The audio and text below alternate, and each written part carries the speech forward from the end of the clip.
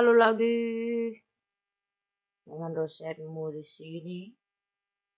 Jadi ini adalah trip ke-5 setelah dari Gunung Mas. Ini masih di Gunung Mas jalannya. Kameranya HP agak turun ya, jadi nggak kelihatan. Langit-langit indah ini early morning sekali, itu jam 6 ya. Oh ya, sangat pagi sekali untuk saya yang biasa bangun agak siang. Jalan ini juga yang membuat kami mual-mual di jalan karena memang kontur jalannya berbukit-bukit, cukup melelahkan. Tapi ini cuma berlangsung beberapa menit saja. Jadi di video ini juga saya mau menunjukkan bahwa untuk menuju ke Kabupaten Barito Selatan itu kami melalui 3 kabupaten ya, melintasi 3 kabupaten, yaitu Kabupaten Gunung Mas tentu saja, Kabupaten Pulang Pisau tentu saja, Kabupaten Kapuas, dan Buntok. Barito Selatan. Jadi ceritanya sejarah zaman dulu kala gitu, pembagian wilayah di Provinsi Kalimantan Tengah itu didasarkan pada aliran sungai. Nah, ketika jalan darat hadir langsung membelah sungai-sungai itu, makanya di beberapa wilayah itu ada wilayah yang dianggap terpisah. Contohnya Kabupaten Pulang Pisau, ada namanya Pulang Pisau Bawah itu yang ke arah Kapuas, dan Pulang Pisau Atas yang ke arah Gunung Mas melalui Jalan Bukit Rawi. Gunung Mas juga di Gunung Mas itu melalui juga 2 akses. Ada Gunung Mas yang melalui Jalan Bukit Rawi, dan ada juga Gunung Mas yang melalui kilometer 45 Cilikriwut, apa namanya biasanya Simpang Talaken.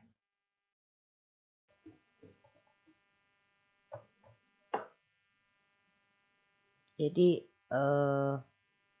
sambil melihat jalanan di Urun ini, saya akan bercerita tentang ambisi personal saya untuk menggarap ide tulisan, ide disertasi yang berkaitan dengan identitas Dayak. Kenapa Dayak? Karena sejak lahir saya sudah berada di tanah Dayak ini.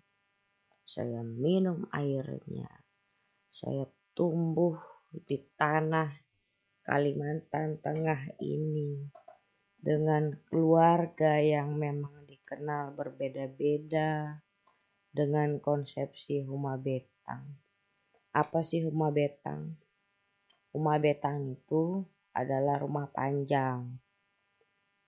Itu khas sekali orang Dayak zaman dulu kala. Umumnya di rumah betang itu, kalau cerita zaman nenek saya dulu, Ewen Tatuhyang, itu biasa diisi 4-5 generasi. Jadi datuknya masih eksis, anaknya sudah beranak pinak, ada cucunya, ada cicitnya.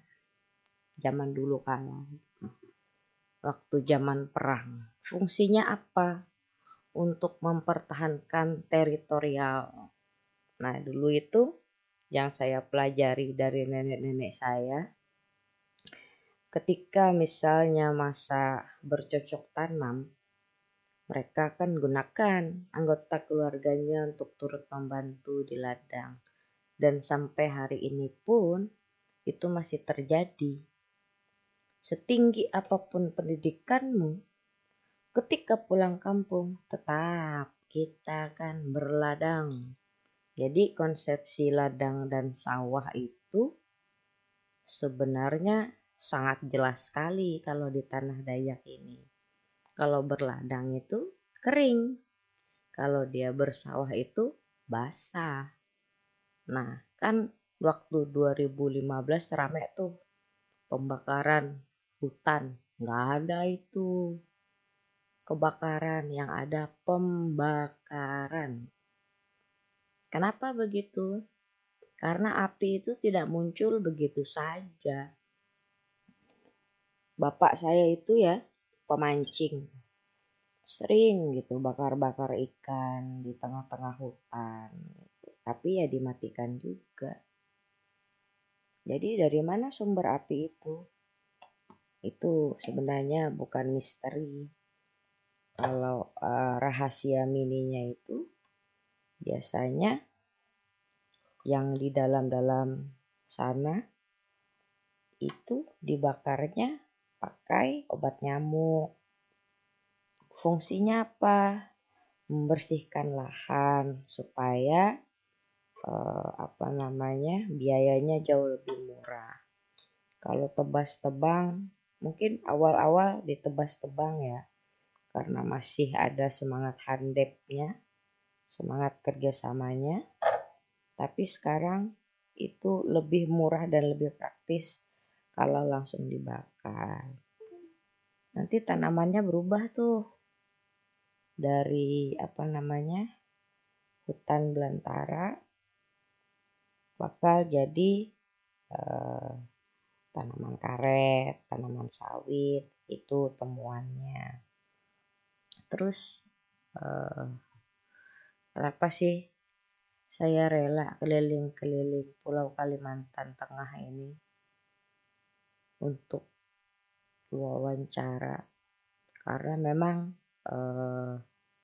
sebagai akademisi saya harus menguji beberapa teori yang saya pelajari dulu sebelum saya ajarkan ke mahasiswa.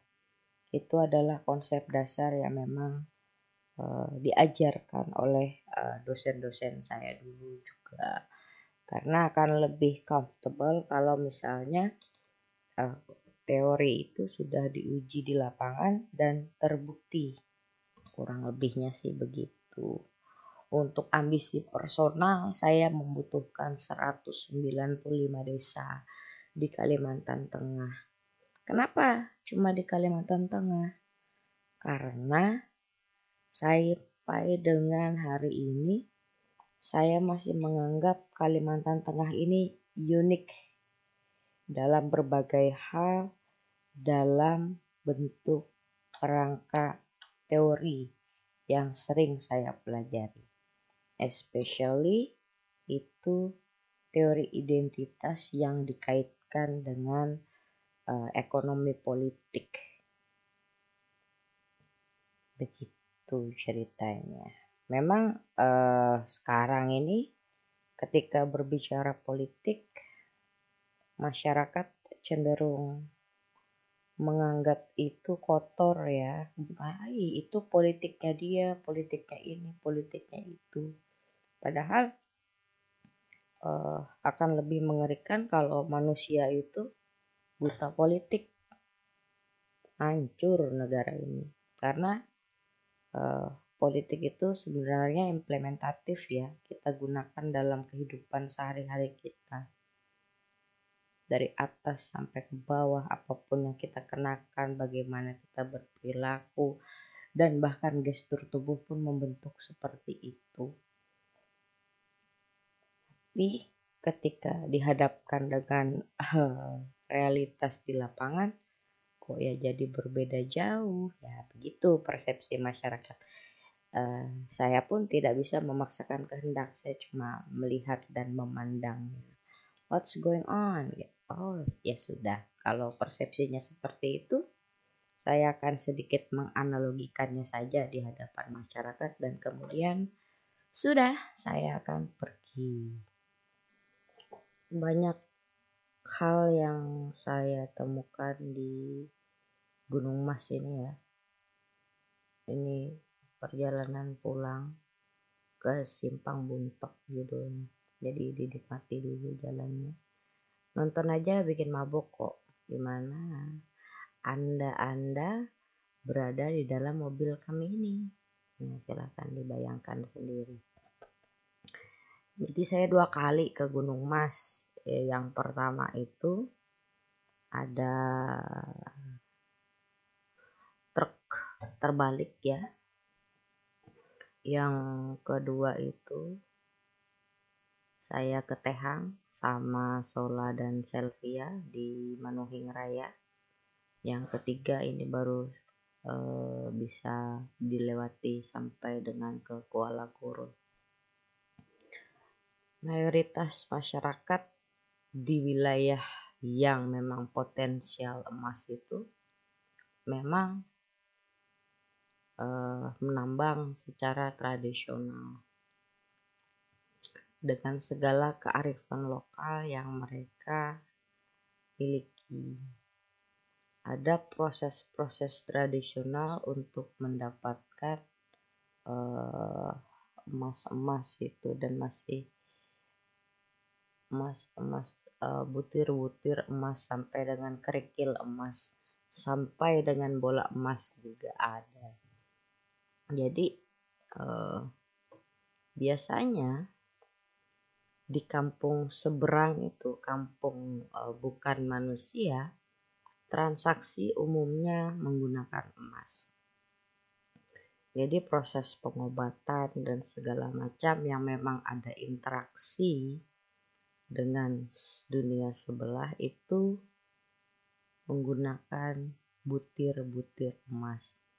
Kalau nanti kalau saya salah tolong dikoreksi ya.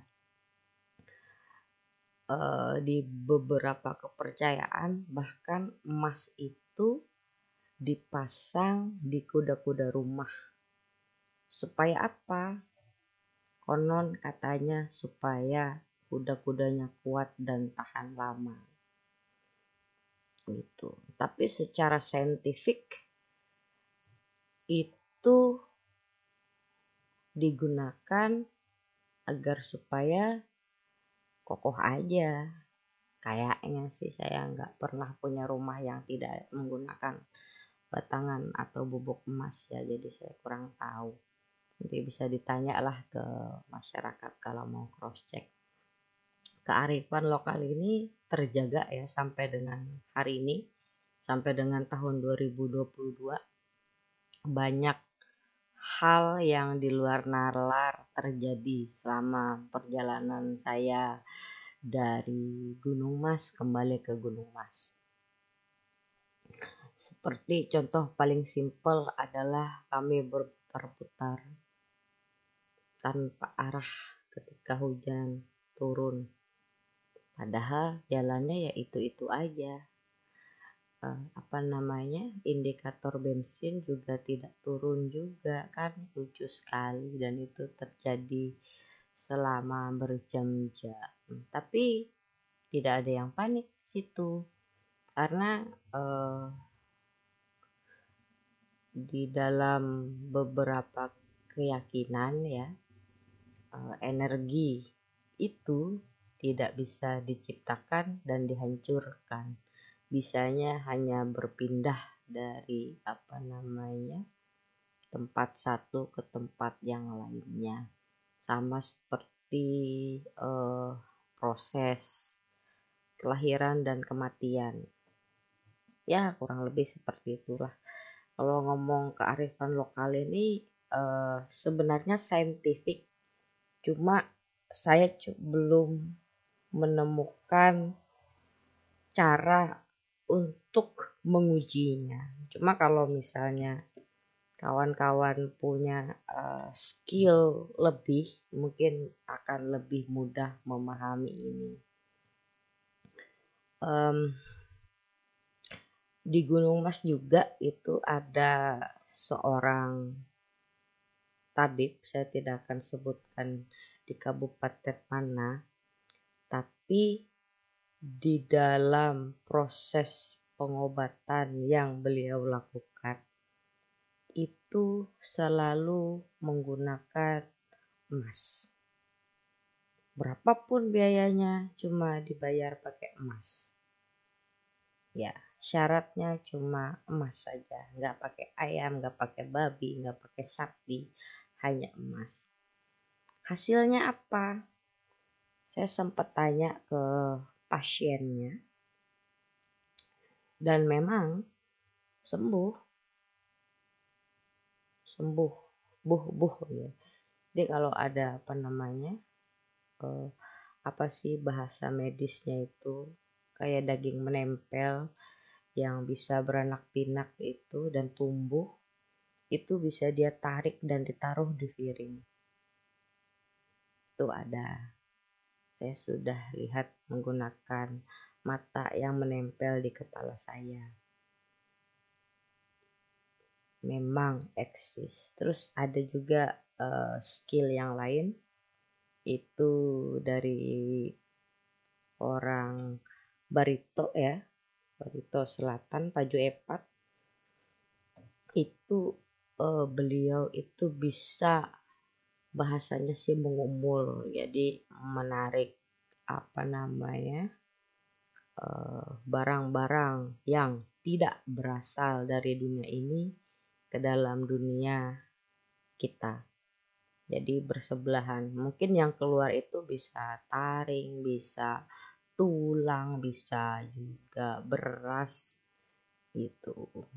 Jadi sangat banyak sekali sesuatu yang tidak bisa dilogiskan begitu saja, karena memang apapun budayanya pasti memiliki tetua-tetua yang memang ahli di bidangnya, terutama dalam bidang pengobatan. Jadi tidak salah juga dulu apa namanya eh, eh, pendahulu kita itu mengutamakan pendidikan dan kesehatan terlebih dahulu sebelum masa-masa kemerdekaan, karena eh, pendidikan dan kesehatan ini adalah variabel penting dalam membangun sumber daya manusia. Permasalahannya di daerah sini sih sementara saya belum menemukan masalah kesehatan dan pendidikan, karena hari ini orang-orang dari Kabupaten Gunung Mas itu berlomba-lomba untuk menyekolahkan anak mereka. Supaya apa? Agar supaya paling tidak mereka memahami bagaimana hidup ini berjalan dan bagaimana kerasnya hidup ini, dan juga tetap berpegang teguh pada aturan-aturan tidak tertulis yang dibentuk oleh komunitas mereka. Mayoritas kenalan saya sih seperti itu. Mereka memang masih teguh prinsipnya, mempertahankan itu tanpa mengganggu ekosistem yang terbentuk karena masuknya sumber-sumber perekonomian baru. Di Gunung Mas ini, di beberapa wilayah yang pernah saya jelajahi, itu mayoritas masyarakatnya sangat-sangat ramah dalam hitungan saya. Saya berangkat tanpa menggunakan label apapun, jadi ya berangkat sajalah gitu kan.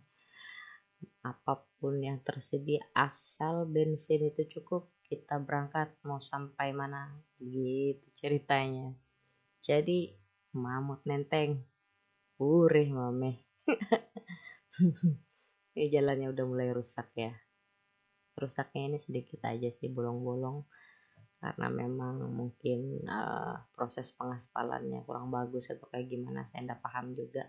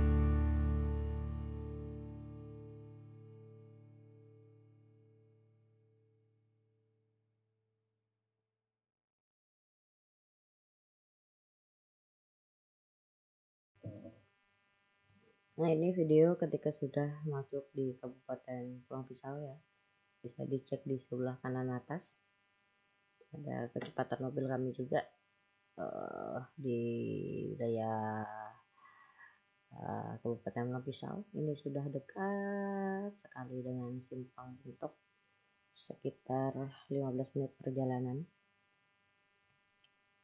saja. Bagus ya, karet-karet, sengon-sengon gitu di jalan indah.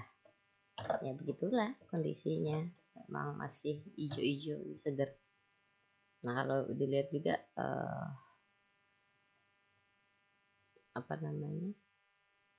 jalanan kesannya lengang ya, karena memang kami masih pagi sekali dari Bola Kurun, jadi masih sepi.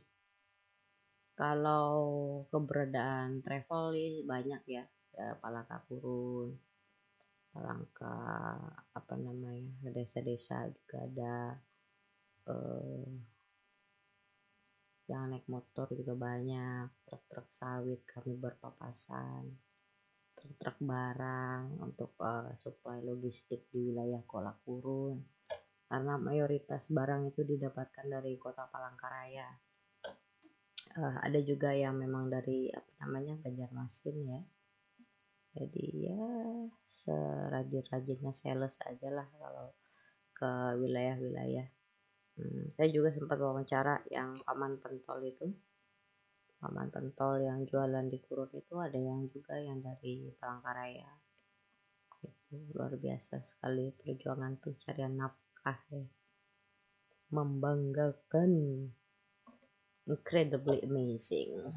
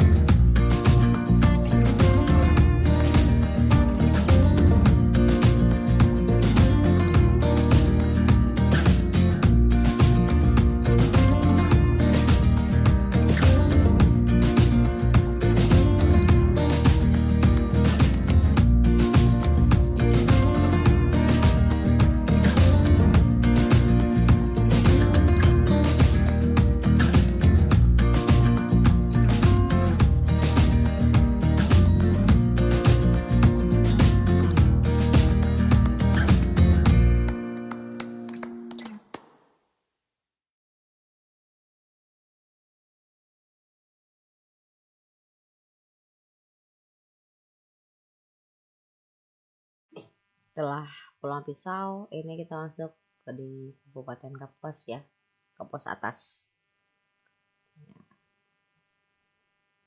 Ini sebentar saja.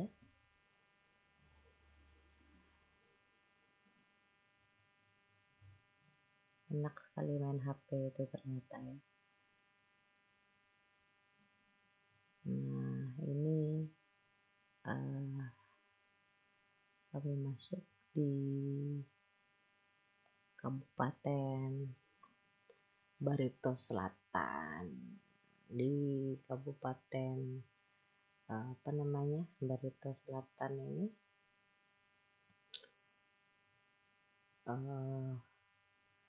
jalannya itu cenderung datar ya. Beda halnya kalau kita melalui Gunung Mas sampai ke Kampung Harawu. Sana itu jalannya itu tidak bisa dilalui dengan mobil begini, harus pakai Strada atau Hilux. Itu ceritanya. Ini ada peninggian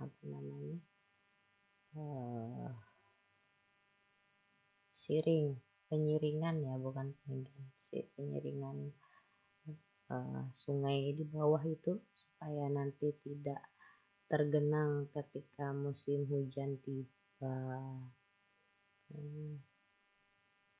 Ini kita akan sebentar lagi melalui jembatan yang fenomenal, jembatan yang pernah runtuh di kena kena senggol tongkang pada masa pengerjaannya tahun berapa itu saya lupa. Jembatan Kalahien. Ini dia, kita sudah mulai memasuki wilayah jembatan Kalahien. Ini ya jembatan yang fenomenal itu. Di bawahnya itu ada namanya Kampung Kalahien. Sudah sempat saya videokan. Mayoritas suku di situ adalah campur, ada Pakumpai, ada Maanyan, ada Ngaju juga, agama juga variatif. Tapi entah kenapa ya di jembatan ini sering sekali gitu menurut penuturan banyak orang kejadian mistikal, entah karena memang kelelahan atau seperti apa. Dan umumnya kejadian itu terjadi di malam hari. Kami pulang malam hari dan aman-aman saja pada waktu itu. Begitu untuk jembatan Kalahien beserta reviewnya yang mini-mini. Setelah ini baru kita wawancara tralala-trilili. Nanti kita akan ke Barsel yang melalui wilayah Barito Timur menuju ke desa Bipakali. Desa Bipakali ini keren sekali ya. Dia itu salah satu desa yang diakui secara adat oleh pemerintah. SK-nya kata Bapak Kades akan keluar di bulan Mei ini. Untuk pengakuan itu wilayahnya sekitar 900 meter persegi dan masyarakatnya masih berladang. Ini dia untuk wilayah selisihannya di Barito Timur. Akses jalannya satu ya, Barito Timur, Ampah, terus ke atas Moratewe, ke atas lagi baru Puruk Cahu. Mobil saya kuat. Oke, demikian dulu cerita untuk trip ke Barito Selatan melalui banyak sekali wilayah. Ini dokumentasi saya bersama DLH Kabupaten Barito Selatan, yang kemudian Selanjutnya adalah foto saya di Desa Bipakali, kantor Desa Bipakali, itu sudah jam 5. Dan yang terakhir adalah driver saya dan juga chef untuk trip saya ke Barito ini. Itu mereka berdua sedang menikmati kuaci. Terima kasih atas kesabarannya menyimak paparan saya, and bye.